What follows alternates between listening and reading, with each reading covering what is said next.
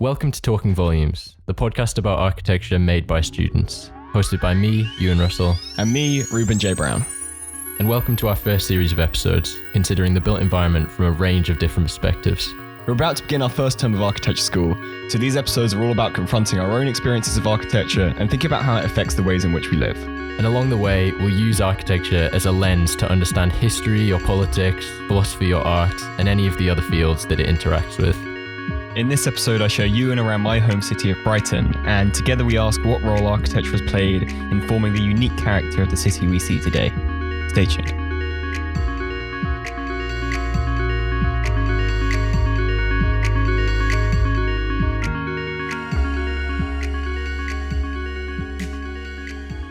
So, hi, Reuben here. I'm currently in my bedroom in Brighton, and as I record this, Euan's making his way down to stay with me. He's been in Bexhill the last couple of days seeing family, and now for a couple of days he's going to be staying with me in my city. Now, we've been working on this podcast together since way back in April, and what with the whole pandemic thing, this is the first time we're actually going to be able to brainstorm ideas, work on episodes, and just hang out in person. And I'm of course really excited to see him, but there's also a great opportunity here to think about and experience the place I've lived all my life from a new perspective, and for Euan, a chance to experience Brighton with a local perspective. When I visit a city, and speaking with Euan, I think this is true for him too, I find myself using its architecture as a touchstone for its feeling. It seems easier to interrogate how architecture affects how we feel, move, and behave in spaces which we aren't familiar with, which makes thinking critically about the architecture of the place you've grown up in really difficult. I think it's true that the place you live in feels more defined by the people you know there than by its architecture. And within my social circles in Brighton, we acknowledge the idea of the Brighton Bubble, this queer, green, liberal haven on the south coast. But I haven't thought much of where that idea comes from in the first place. How did my city become what it is today? And what role does architecture play in that story? And I think it's very easy to overlook or not appreciate what makes the cities we grew up in special. And I'm also aware that I might have been ignoring parts of Brighton and its architecture that are insensitive, damaging, or hostile, and maybe it'll take the clarity of a fresher perspective to see those aspects too. This summer is the last summer I have in Brighton before moving away and going to university, and with the COVID pandemic, I've been spending a lot more time here than I expected to, which means Euan coming down is like being on holiday in my own town, as well as being somewhat of a goodbye tour to my favourite places here. He's on the train at the moment, so I'm going to go meet him at the station now, and tomorrow we'll set out to try to discover together how people and architecture interact to make Brighton the place that it is. So stay tuned. So I'm walking up to Brighton station now. They've got a bit of a one-way system going on. So I'm going to try and find you, and his train's coming in 5 minutes.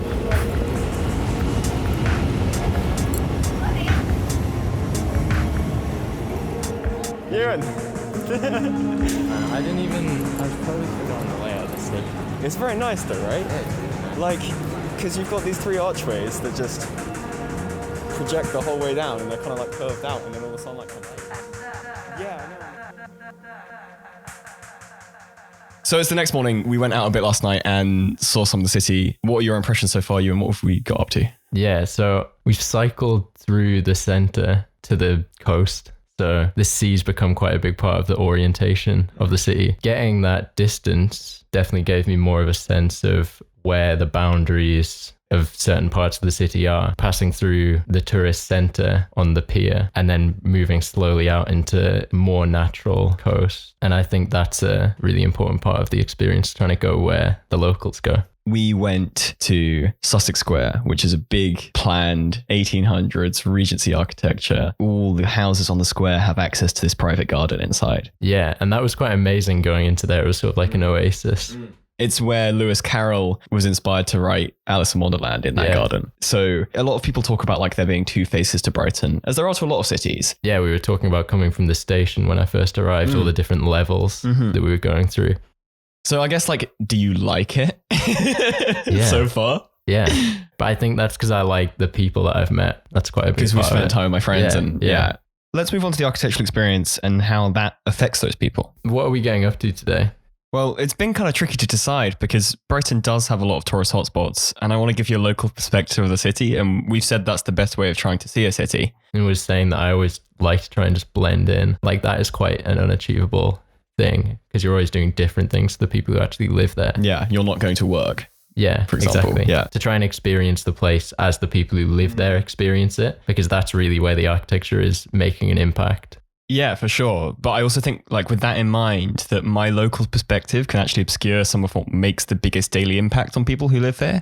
And that sometimes the really touristy places can actually tell you a lot about a city. And there's one place that I pass through all the time and spend time with friends in during the summer, but I think I've actually really overlooked as a work of architecture and how it's affected the city. And that's where we're going to go first this morning. I've booked some tickets to do a tour of Brighton's Royal Pavilion. It's an internationally significant building that I think lots and lots of people would recognize from a photograph. I think it's the building that created what we know of Brighton today. And when we go to Sussex Square yesterday, that only exists because of the pavilion. And without the pavilion, Brighton would be much more similar to its neighbouring towns like Worthing, Eastbourne or Hastings. And I suppose Eastbourne and Hastings are both places that I know a bit better. So it's really interesting to think that Brighton could have been a lot more similar to those. Whereas now it's like London by the sea because it became a fashionable place to go, had the royal stamp of approval. Yeah, let's go find out about that. I want to connect that. I agree. Yeah. Like without the pavilion, it just wouldn't be what it is. But when we talk about architecture making a really significant difference in the world and in cities, this is a really great example of one building that changed dramatically the destiny of a place. Let's go. Lead the way.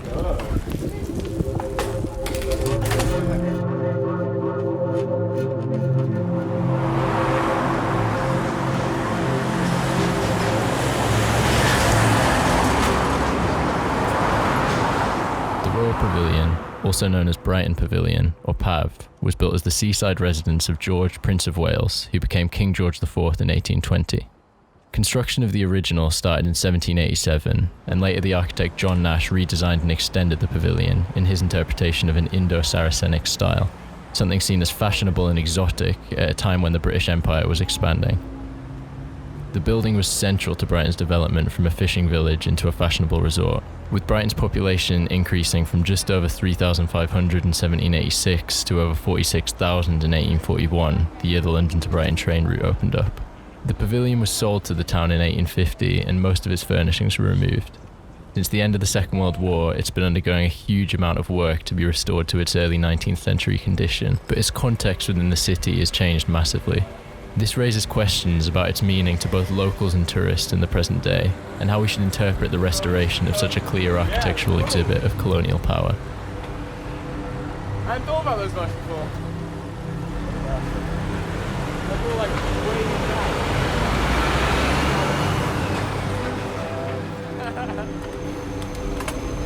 And we're coming up to the Pavilion Gate now. Go. Yeah, we can fit 2 spots. After cycling in the day's 30-degree heat down one of the main arteries of Brighton towards the sea, we arrived at the pavilion, abruptly imposing itself on the surrounding urban landscape. We parked our bikes on the Pavilion Garden's north side, opposite Brighton Dome. So like this, I mean it's a Monday and there's construction going on, but I think this is, it's pretty hectic here. Yeah. You're right kind of in the centre of town, there are a lot of like business going on and stuff, and all shops behind us, and this road's pretty busy. Because we're right on the kind of main artery. If you want to get to the beach through the centre of town, we're right on that main road. Yeah. So this is the side of Brighton Pavilion.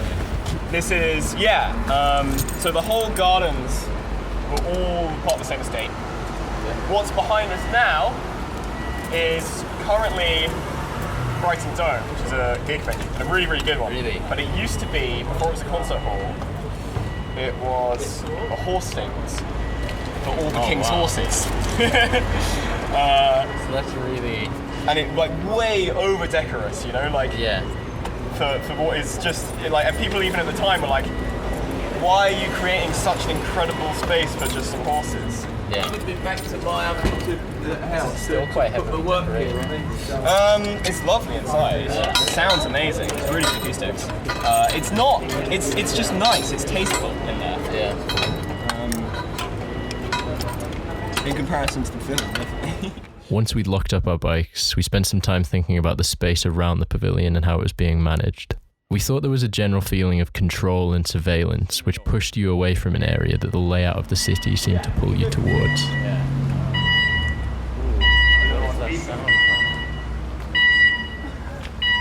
See, the whole That's place. so jarring. I know, the whole place is like alarmed. I think the issue here is that they've got these gates surrounding it. which create all these what feel like really isolated points. Yeah. When really it should be somewhere that's quite open, quite a friendly space where you can sort of go right up to the building. Focal point of the town. This focal point. Gathering space. When really I feel like everyone's being pulled towards this because it is right in the centre. Yeah. And everything almost has been built around it. Yes. But then it's sort of counteracting that urge when you come here, and that feels really jarring. It's an enclosed space in the way that when it was first built, and when Brighton was not built up in any way near as much as it is now, the walls around it were much more permeable. Yeah. I mean, if we look over here, there's these new buildings. I mean, they look, mid-1900s kind of era. Yeah. That form some of the walls of this space. Yeah. So I think it would have been previously much more open. And feel much less enclosed. Yeah. It is. It's like, I mean, yesterday I felt like it looked a bit like an abandoned building just from our approach. Yeah. It's like an abandoned building, a construction site, a tourist attraction, the middle of a park. Yes, the middle of the city. It's got all these really conflicting... Yeah. And it's very hands-off. Oh, yeah. Like how much we're allowed to see. Yeah. Our focus on the actual building started on the west side, the side that you most often don't see in photos. While it's hard not to be impressed by it, we found the style of the pavilion problematic for a range of reasons. Okay, so what you've experienced at Brighton architecturally so far, how does this fit in? This, for me, actually really conflicts with a lot of what I've seen. Entirely. Yeah. It conflicts with everything. Yeah. I mean, it is impressive. Yeah. You would come here, you would turn up, and you feel like you're walking into a different country. Yeah. But it's also entirely... it's cultural appropriation. Yeah, completely. There's something about, we talked about earlier, of like taking ownership of the style. It is trying to take ownership of some of the visual elements of that style, but not really considering any of the philosophy behind it. Yeah. So it's really a visual imitation. Yes, because all of this style comes from religious imagery, comes from temples, comes from those sort of places, and it's now here in a way that is purely to please rich people. When we moved round to the east side of the pavilion, we got to see the traditional photo view, and that was about all we could do. Barriers stopped us from getting too close to the building, so this was mainly a visual experience, and one which the busy road behind us definitely conflicted with. You know, it's quite striking. It is. It is undeniably impressive. Its symmetrical design with one main central dome and two to each side, surrounded by minarets shooting into the sky, seemed to encourage viewing from one perspective. It felt like the pavilion and its ornament were designed as a composition that you had to stand back from to appreciate. The pavilion is definitely a building that's designed to be seen. Like, so much of it's fenced off now. I think, there's big refurbishment going on. Yeah. Oh, there always is.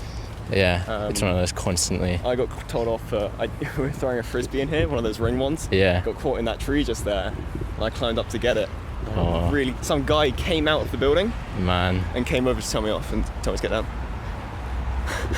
It's just so guarded. They're protected trees because it was a planned garden. Yeah. All the trees that are here are Grade 1 listed. It being restored and like so carefully protected is really in conflict with actually experiencing it. And it does pose the question of... The constant restoration stops the ability to actually experience it. Yeah.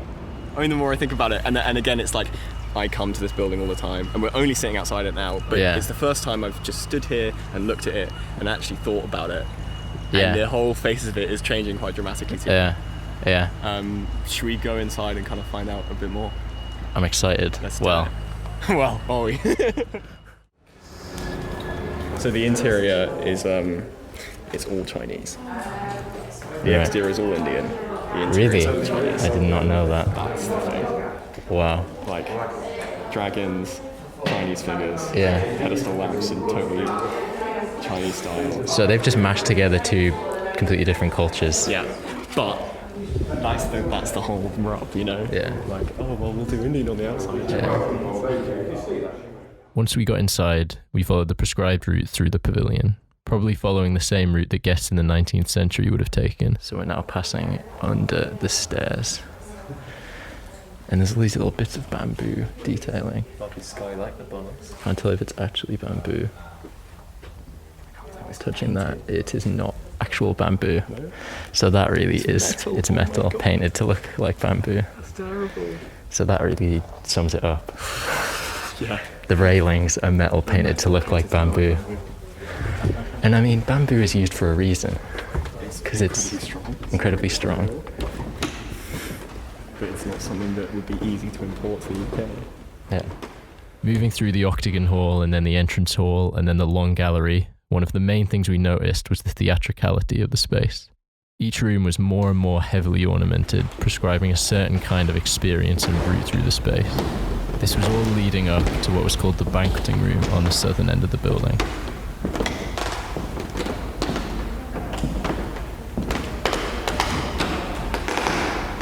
If we thought the hallway was a lot, this is like another level again. It's ramped up every time. There are gold candlesticks across the table, gold china.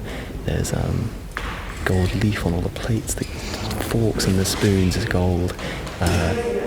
All the glass is just so ornate, probably Venetian. What Reuben's kind of struggling to describe here is the banqueting room's incredibly over-the-top interior, all designed in an imitation of Chinese and Indian styles.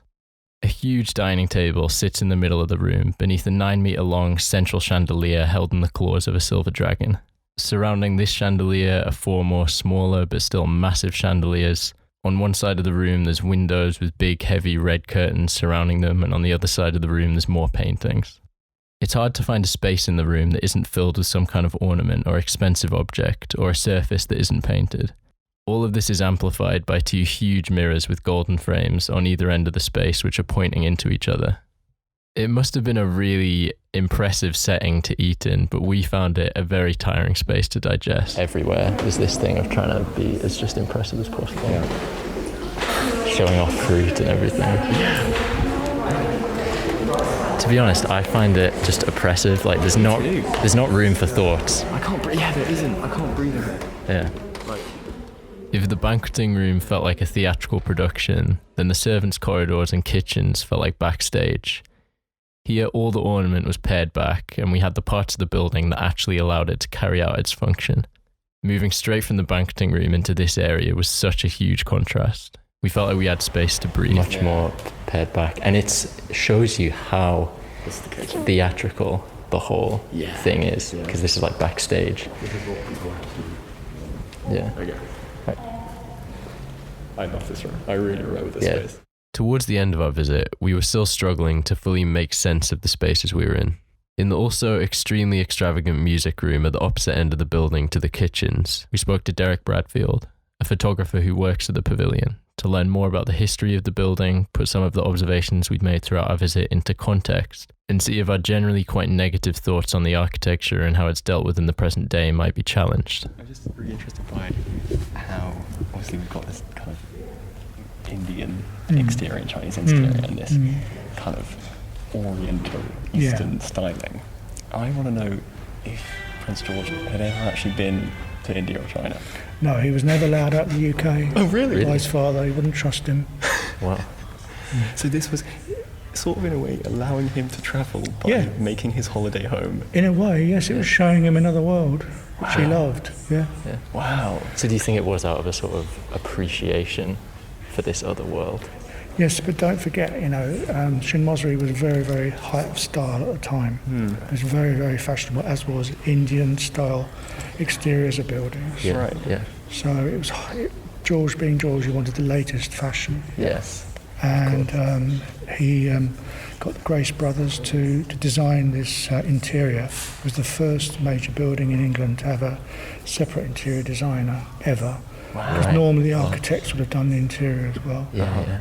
So the exterior is John Nash. Yes. And the interior the Grace brothers. Grace brothers mainly. Yeah. Wow. So it's not only 2 separate stylings, it's 2 separate architects to deliver that. Yeah. Architect, interior designer, yeah. And as someone who spends a lot of time here, obviously, what does it mean for you, and why do you think it's important that this building is restored? It's a unique, one-off, amazing building. Yeah. There's nothing else like it. Yeah. it's the symbol of Brighton as well, and it represents what Brighton is about: open-mindedness, difference, enjoying yourself and pleasure. Okay. And no expense spared. There's a brilliant flamboyance and campiness here. Yeah, it's fab. Yeah, it is. And it's got joie de vivre that nowhere else has got. Okay. And it amazes our visitors who come, mostly 75% of our visitors from overseas. And the feedback we get is amazing.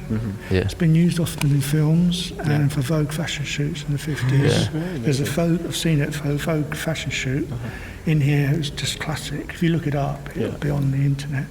It's been used for films, concerts. Oscar Wilde did a talk here in the 1880s. Wow. It's camp. Had the first gay wedding in Brighton here, I think. And we have a lot of events here to celebrate the palace because it's still a public venue. It's changing how I think about it. Yeah, we came in with quite a cynical view, I think. I live here. Euan's from Durham. Okay. So I've come when I was like a kid. Sure. I've come back with the kind of thinking about it architecturally as a space. Now you appreciate it. But it's, I still you talk about it being the icon of Brighton, and it is, but there's a certain discomfort I have that it's an icon that looks to represent, it looks to be exotic and feel like another country, and yet it's become the icon of my city. And there's a certain cultural appropriation in all of it, and I have a discomfort with that as the icon of my city, I suppose. But I agree that it is unlike any other building in the world. In the long run, undeniably, this is this building made this city something absolutely unique. fundamental to the development of Hastings, Bexhill, Worthing. This is a different place because of this building. Very much so. And that is quite impressive to me. It is. And it's known all over the world. We have people from coming all over and saying this is we've come here just to see this. Okay, right. There's a real nice kind of logical order of you come in the entrance, things are a little bit more reserved. You go down the hall, you go eat dinner, you come through there, you have a bit of a rest and drink some liqueur, and then you come in the ballroom. That's right. There's an order of There's a story to experience, it. and there's They really were considering people's experience. It's like the ultimate party palace. Basically. That's sick. We were both challenged by the Royal Pavilion, but that's a good thing. My presence in Brighton, as someone who didn't know the city, meant that Reuben was forced to confront and think critically about a piece of architecture that had largely become background for him. For me, Reuben's presence as a local meant that I was forced to see the pavilion not as one of loads of isolated tourist attractions in the city, but as something much more interconnected with the life of Brighton and the experiences of the people that live there. Historically, the Royal Pavilion is really interesting, but it exists in the present too.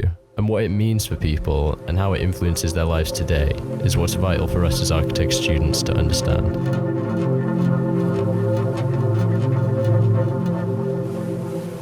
After our tour of the pavilion, Euan and I left our bikes in town and walked west into Hove. This walk took us through the many architectural styles of Brighton's history. From the lanes in the centre of town, those narrow inner city streets of independent shops that once housed the workers of Brighton's fisheries and servants to King George IV and the upper class, to the grand squares built alongside the pavilion in the Regency style of architecture, so called for King George IV, then known as the Prince Regent. These grand residences are painted white or cream, with large windows and high ceilings, and were built to accommodate those rich London aristocrats, along with their horses, for holidays in the health-giving sea air and water, and parades and parties with the royals at the pavilion.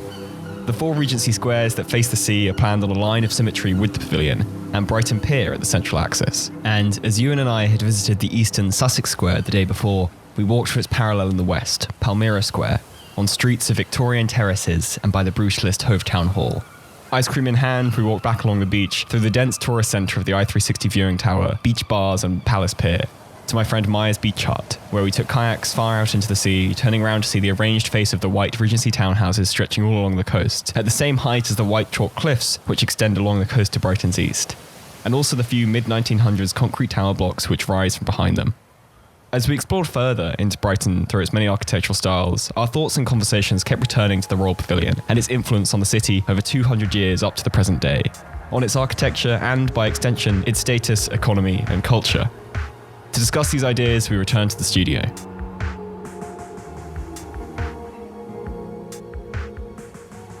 So Reuben, in the introduction to this episode, you mentioned the very local idea of the Brighton Bubble, a way of describing the city's vibrant queer culture, its progressive and environmental politics, and its density of musicians and artists. Something that's not really seen at the same level anywhere else on the south coast or in England at all outside of London. Yeah, lots of people talk of going to university and having their Brighton bubble burst. There does seem to be a certain ideology and culture here that is quite unique to Brighton.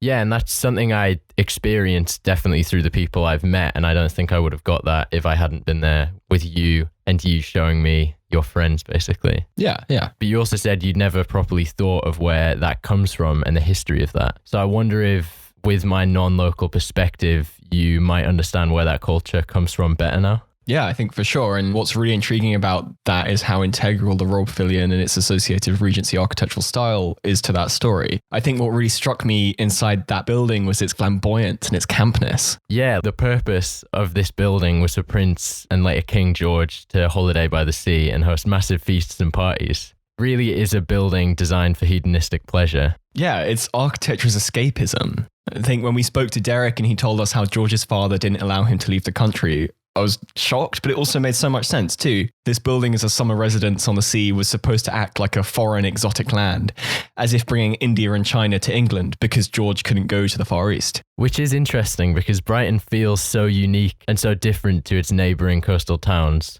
So in some way, Prince George's vision has been a success. I think there's a total fantasy to the space, and we've been thinking about it like a theatre at times. The incredibly ornamented, richly decorated stage of the dining hall and ballroom, complete with pianos and orchestral ensembles, and the backstage of servants' passages and kitchens. And in this theatre, Prince George is the star lead and all his guests are the extras playing along. Yeah, it's funny because I think we both preferred those backstage areas to the visual overload of like the ballroom or dining hall. Yeah, walking into the kitchen, I felt like I could finally breathe and relax, perhaps be myself again rather than acting. It's a really well-designed room with these vast steel worktops and rows of beautiful copper pans with lots of natural light from large windows near the high ceiling. And yeah, while it probably was a lot more smoke-filled and sooty back then, it seems like it would be a really effective space to work in and make the almost endless courses of food served at the King's parties. And it is definitely in the interest of the King for it to be that way, for the kitchens designed to serve him and his guests but not be seen by them. I was also really surprised by the fact that the writer Oscar Wilde spoke in the Pavilion in 1884, just 1 year before his arrest and imprisonment for homosexual activity. I looked into what his speech was about, and it turns out it was titled The Value of Art in Modern Life, documented in the November 20th, 1884 issue of the Brighton Gazette. And then later in 2014, Brighton's first gay marriage was held in the building, so its role in the queer community in Brighton seems really long-lasting. Well, let's move on to thinking about the legacy of the building and how it affects the lives of people in the city today. When we were walking around Brighton, I noticed how the pavilion really feels like a central point, as if it's the city's centre of gravity, which you're quite easily drawn back to. We've noticed an inverted T-shape to the movement of people in Brighton, east-west along the coast and north-south through the Central Valley. And the pavilion sits right at the intersection of these two directions of travel. So you end up either meeting people, walking or cycling, or getting the bus there all the time. But then against this centre of gravity, the building and gardens drawing you inwards, the management of the building seems to push you away. There's scaffolding and fences which stop you from getting too close to the building, and parts of the gardens you're not allowed in. I got a frisbee stuck in a tree there once a couple summers ago and climbed up to get it. And as I came down, someone appeared out of the building and walked over to tell me off. And in previous years, when there hasn't been scaffolding, if anyone walks onto the stone steps at the base of the building's west facade, a security tannoy announcement would play telling you to get off. And that creates a really uncomfortable sense of being watched when you're there. And even though the building was bought by the Borough of Brighton in the mid-1800s for the public good, it still seems to push away public use. And there is some good reason for this. It's a Grade 1 listed building, but unlike a lot of the UK's old royal palaces, the Brighton Pavilion is right in the centre of a city, and it was never designed for the level of foot traffic it gets. So its conservation is surely a challenge. Our concerns with the building's present management extend to the interior of the building too, though.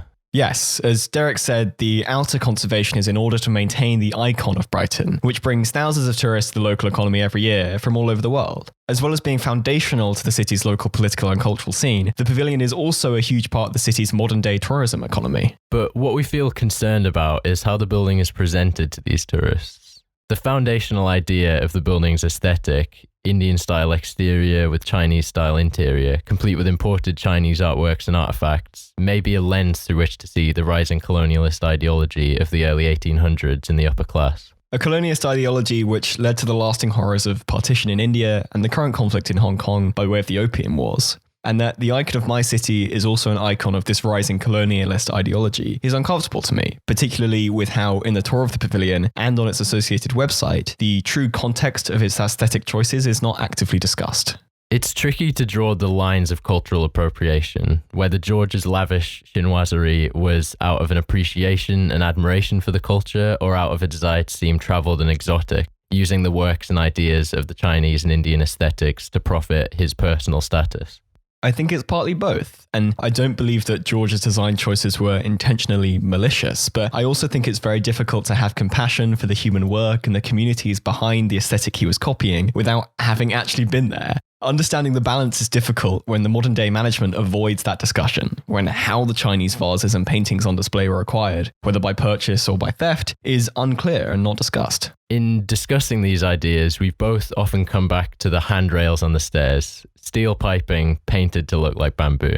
Bamboo being a material which has been used in traditional Chinese construction for centuries for its lightness and strength, a cultural significance totally ignored by its painted simulacrum in George's Pavilion. This is all to say that we found experiencing the Royal Pavilion to be immensely challenging, that the levels of history, context, and present-day management create a very complex, meaningful space. I think there are also two very different perspectives to be had on the building, that of local people who live in Brighton and that of tourists. Yeah, and this division is even exemplified through the language used to describe the place. Formally, it's known as the Royal Pavilion, but to Reuben and his friends, it's simply the colloquial Pav. Euan, you've said about visiting a city and trying to blend into its rhythm. I wonder how you've referred to this building, Royal Pavilion or Pav? I have found myself calling it Pav quite a lot. I think with me, probably Pav. Yeah.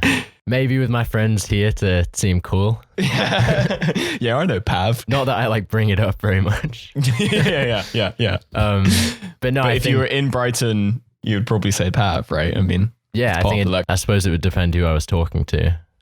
Yeah, you're kind of half in and half out. I mean, again, it depends who I'm talking to. I wouldn't, if I was talking to someone who doesn't live in Brighton, then I wouldn't use Pav because no one would understand what I'm saying. Again, it's that idea of the subjectivity of space that we've been discussing and how space is subjective and different people take very different meanings from the same place. And for me, when I think Royal Pavilion, I think of us going on the tour around it. And when I think Pav, I think of me, you and Evie sitting outside at 2 a.m. Yeah, right. So the Royal Pavilion feels like being at the museum element of it. Yeah. And Pav feels like getting drunk on the lawns, which is the two different modes of using the space that the different people who describe it would use. It's like these two completely different layers of meaning all present in the same space. And these are two completely different layers of meaning for one person. Yeah. I think there's also the kind of historical element of it. Feels like the Royal Pavilion and the way that it affects our modern day lives and the way that it interacts in the current time of the city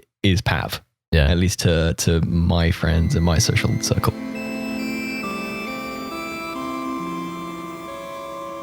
Well, I think in our time together in Brighton and the sharing of our perspectives with each other, we've both been able to find a much greater clarity in the meanings and influences of a space. Euan, without you in Brighton offering me a really fresh perspective, I wouldn't have been able to think more objectively on the present day management of this building.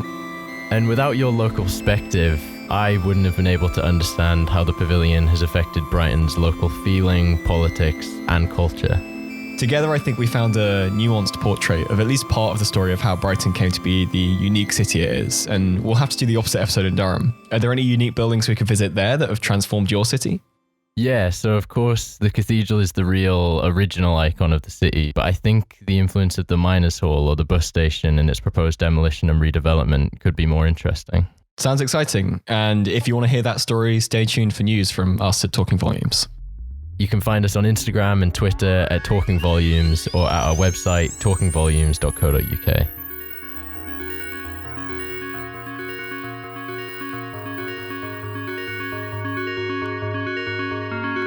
This episode was produced in Brighton by me, Reuben J. Brown. And with a little extra post-production in Durham by me, Euan Russell. To see photos of the pavilion and the Regency architecture we discussed in this episode, you can go to the episode's page on our website, talkingvolumes.co.uk. Music for the show is all original and made by me and Reuben.